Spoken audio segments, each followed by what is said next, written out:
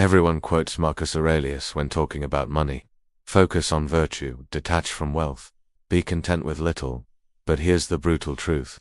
Marcus Aurelius could afford to say that, because he was the richest man in the Roman Empire. And in 2025, money isn't vanity. Money is oxygen.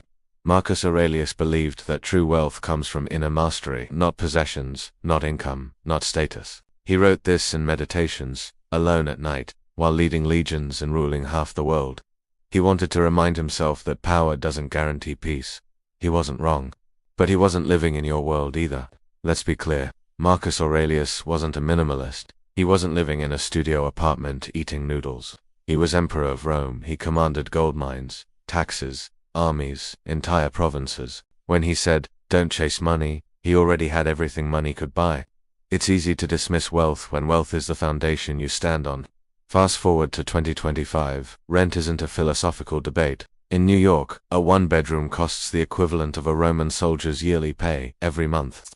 Healthcare isn't a Stoic lesson. One ambulance ride equals $1,500.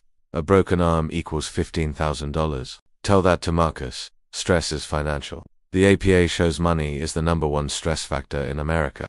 Not lack of virtue. Most Americans live paycheck to paycheck. That's not because people lack wisdom. It's because the system monetizes everything. Marcus lived in a world where land gave wealth. You live in a world where subscriptions drain it. Your grandparents bought a house with a single income. Today, 2 incomes can barely afford rent. Success isn't a moral journey anymore.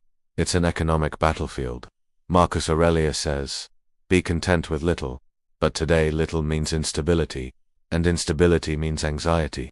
Virtue doesn't pay the electricity bill, but money does. Marcus believed freedom was internal. A free mind cannot be controlled.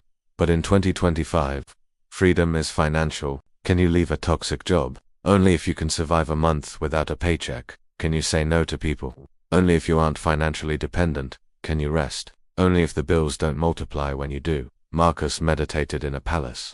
You meditate between work shifts, different worlds, different rules. Marcus Aurelius battled wars. You battled burnout. The difference.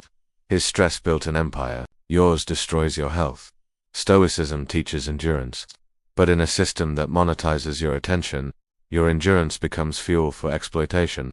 In a society where everything is monetized, pretending money is irrelevant is the fastest path to losing control over your life.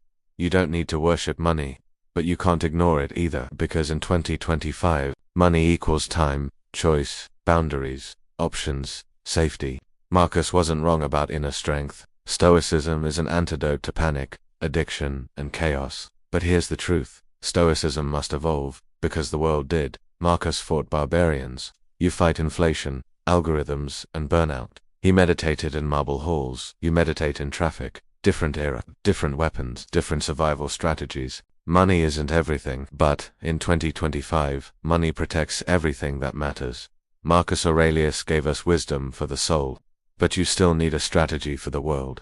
And the modern world has one rule. If you don't control your money will control you.